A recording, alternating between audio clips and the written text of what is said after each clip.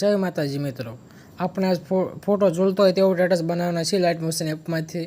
જો તમે અમારી ચેનલમાં નવા હોય તો ચેનલને સબસ્ક્રાઇબ કરી અને બાજુના બેલ આઇકન પર ક્લિક કરીને ઓલ પર સેટ કરજો, જેથી અમારો આવનારો નવો વિડીયો તમને જલ્દીથી મળી રહે।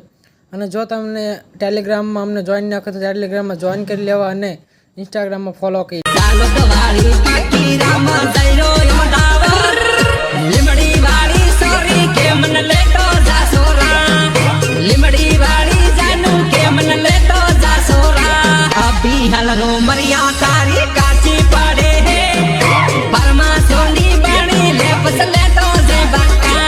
आपके सामने एक बड़ा सा रेड बटन है। हाँ, है। दबा दिया, आगे बोलो। तो चलिए शुरू करते हैं।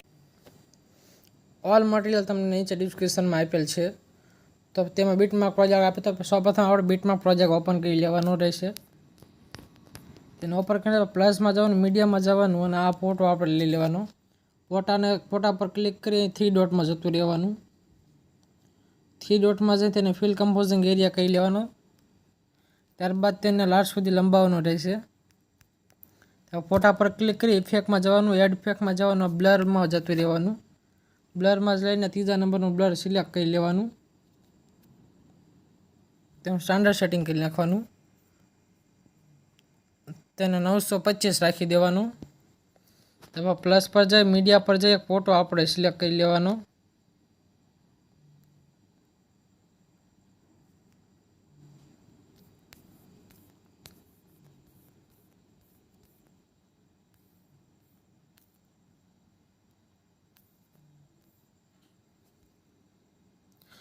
ફોટો સિલેક્ટ કરી લેવાનો, ત્યારબાદ આ ફોટાને પણ લાસ્ટ સુધી લંબાવી દેવાનો રહેશે। હવે પ્લસ પર જવાનું અને શેપમાં જતું અને આ શેપ આપણે સિલેક્ટ કરી લઈશું। ત્યારબાદ આ શેપની સાઇઝ આવી રીતે આમ વધારી લેવાની। ત્યારબાદ આ શેપને પણ આપણે લાસ્ટ સુધી લંબાવવાનો રહેશે। ત્યારબાદ આ બંને લેયરને આપણે સિલેક્ટ કરી લેવાનું અને વચ્ચેનું આઇકન રહ્યું તેમાં ક્લિક કરી દેવાનું રહેશે। તો કંઈક આવું આપણે આવી જશે। ત્યારબાદ પ્લસ પર જાય મીડિયા પર જઈને એક બીજું આપણે પેન જે સાંકળનું પેન એડ કરવાનું રહેશે।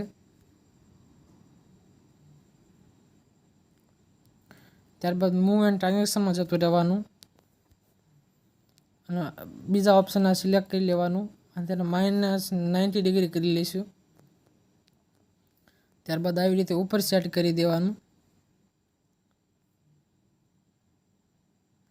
ત્યારબાદ આ સાંકળવાળા પેન્જીને આ ગ્રુપ નીચે લાવી દેવાનું। ત્યારબાદ આ બંને લેયરને સિલેક્ટ કરી લેવાની। સોરી મિત્રો, સાંકળવાળો પેન્જી આપણે લાસ્ટ સુધી લંબાવી દઈએ। ત્યારબાદ આ બંને લેયરને સિલેક્ટ કરી લેવાની અને જે અહીં પહેલું ઓપ્શન છે તેના પર ક્લિક કરી દેવાનું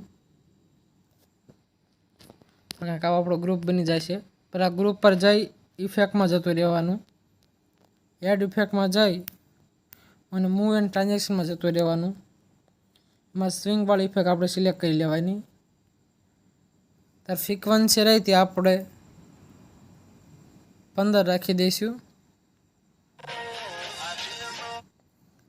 ત્યારબાદ આ ગ્રુપ પર ક્લિક કરી અને મૂવ એન્ડ ટ્રાન્ઝેક્શનમાં જતું રહેવાનું।